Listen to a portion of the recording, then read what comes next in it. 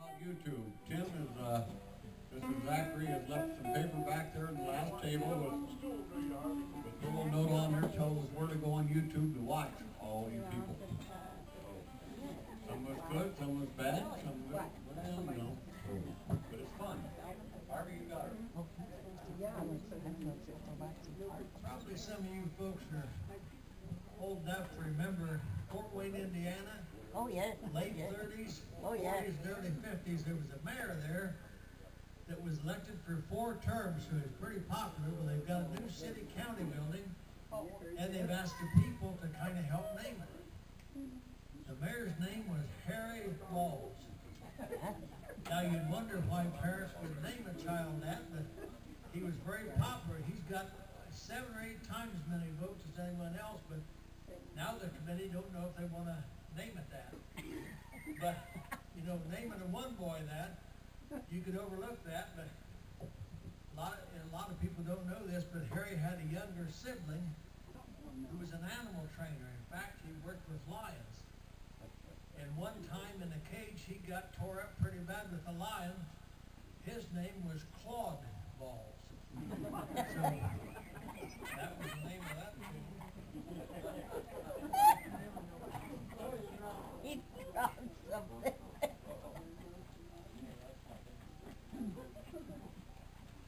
What was his name?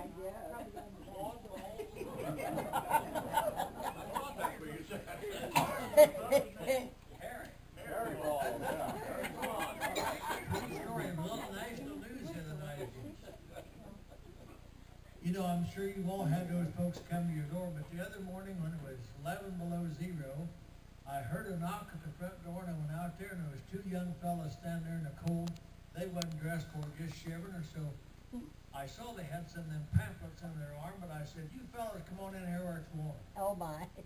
So we got in there, and I said, "Come on out and sit down at the kitchen table and have a cup of coffee and warm up." So they did, and after they got that coffee done, I said, "Well, what do you fellas want to talk to me about?" They said, "Mister, we don't know, so we never got this far." You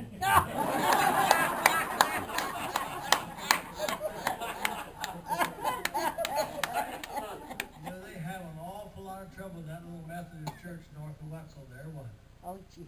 they have a pastor that we've been there several years now, but when he first came, he and his wife had a new little baby. So the congregation was so proud of that, so they told him, they said, "You know, we know preachers don't make a lot of money, but every time you have a new baby, we're going to raise your pay a little bit." Gee. Well, as the years went on, he had 2, 3, 4, finally wound up with 6 kids. Well, Wow. now, that was getting a little costly, so the congregation decided to have a meeting one day and see what they could do about that. So they got up and they was trying to do a cost-cutting measure, but the preacher didn't like that. So he finally stood up and he said, "I want you folks to know that," he said, "children are a gift from God." And he said, "We're going to take all of them we can get." About that time, clear in the last pew, a little old frail lady stood up and she said, "You know, the rain is a gift from God too. But when we get too much of it, we wear rubbers." And the crowd said, "Amen."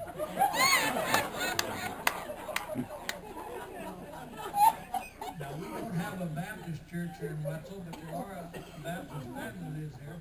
You've all heard those stories about little Johnny? Yep, he was a Baptist. Lived just outside of Wetzel there. Last summer, he was outside playing in the backyard.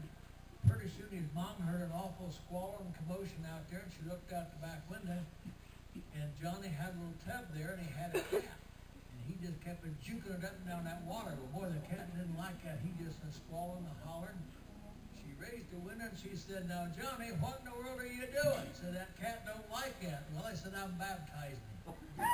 Well, she said, "I don't care. He don't want baptized. Don't put him in the water like that." He said he should have thought of that before he became a Baptist.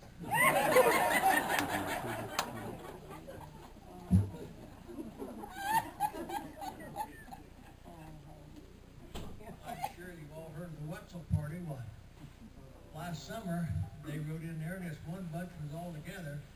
The old leader was kind of a big, rough-looking guy, and they come down 224 there by that bridge, and they looked up ahead, and there was a girl standing right there on the banister. They rode up there and they said, "Whoa, what's going to happen here?" Well, she said, "I'm committing suicide." Why? They said, you should think that over. Said that old biker got down off there and he said, "You're a nice looking young girl." He said, "Take you there, let's talk about this." He said, "Why don't you just give me a big old kiss and we'll talk about this." So, boy, she turned around, they went into a long, lingering kiss. Well, he said, "You know I can't figure you out." I said, "Anybody can kiss like that. Hadn't ought to commit suicide." I said, "Why'd it cause you to do that?" She said, "My parents." He said, "Your parents?" "Yeah." I said, "They don't like me dressed as a girl."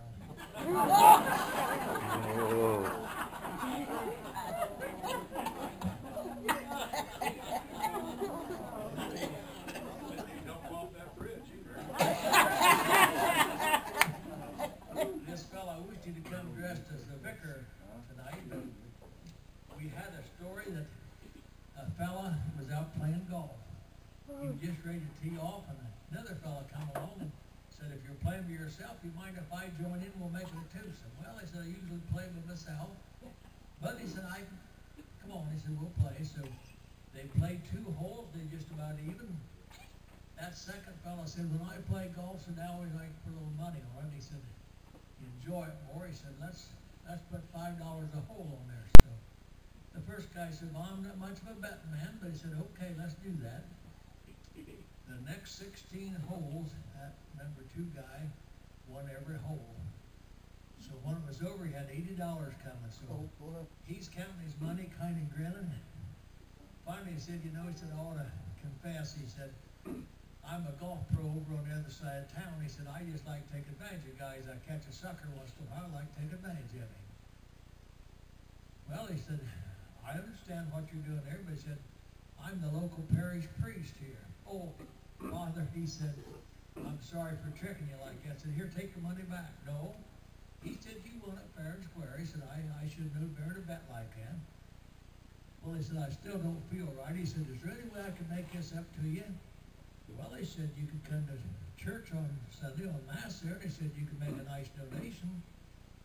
Well, he said, "That'd be all right." And he said, on top of that, he said, "If you bring your mom and dad in," he said, "I'll marry you." So that's a polite way to call a man one of those things that starts with a B. Well, that's about all the news we have from Wetzel tonight. Thank you very much.